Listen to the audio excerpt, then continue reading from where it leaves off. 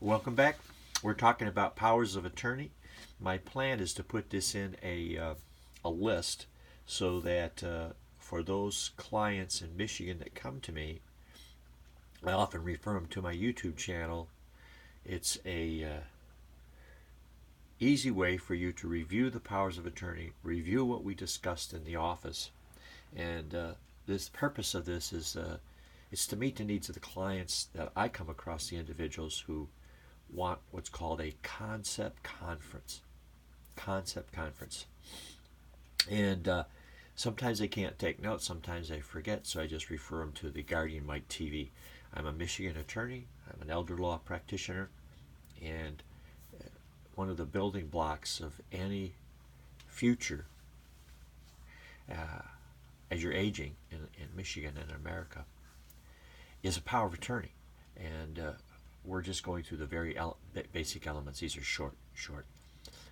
And it's presumed that you've met with me or are going to meet with me, and I referred you to this to kind of review this so you can make good decisions, informed decisions.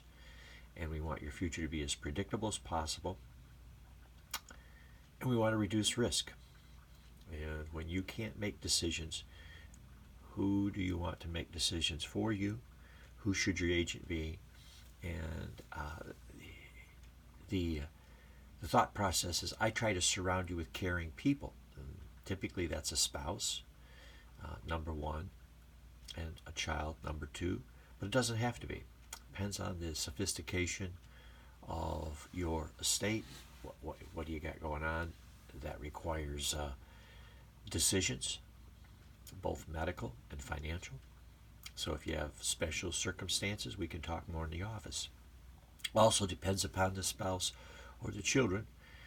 What condition are they in? And it's very difficult to talk about some of these. Is there mental illness? Is there drug addiction, alcohol? Those types of things. But I refer you to the ABA site to read the article, Who Should Your Agent Be? I do caution, many people say, well, let's make two people. I want co-agents. And they think that makes it more flexible, and it actually can complicate things. So if you have co-agents and you're trying to deal with a bank or a hospital, they may require both agents. So if you have, say, your spouse and a child, they might want two signatures instead of one. So you complicate matters. It's the same with co-guardians, co-conservators. So the rule of thumb is try to avoid that. Try to pick one. So say in this scenario you pick your spouse, but your spouse, typically the document will say if she's unavailable or he's unavailable, then the next number two pops up, so the child pops up. So you see how that works? So you pick a number one, and then you have a number two, you even have a number three. And you have priority. So if you're trying to keep peace in the family, this is my commentary on the ABA, keep peace in the family, pick number one, and I will go over the ways you can make the person, usually the language will say, person's unavailable or has predeceased me or is unwilling to serve. And you can be sick and just announce, I'm unavailable. Let number two pop up. You put a short piece of paper. It's not a forever resignation, just on a piece of paper. Say, I'm unavailable. You give it to the bank. And so if the spouse is unavailable, number two pops up.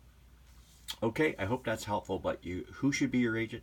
Someone that is caring, someone who's trustworthy, someone who's not going to sell your assets and run to Tahiti when you're sick or in a coma. So we'll expand this in our conferences in the office. So again, I wish you well, and for my clients, tell me if this is helpful. Because usually when you're before me, we have a half-hour conference, or we're there for an hour, we're covering a lot of territory, and I promised you I would give you these videos to go over in more detail what we talked about in the office. Okay, so tell me if this helps. If it doesn't, I'll redo it any way that can be helpful. I learn from you. Okay, I learn from you.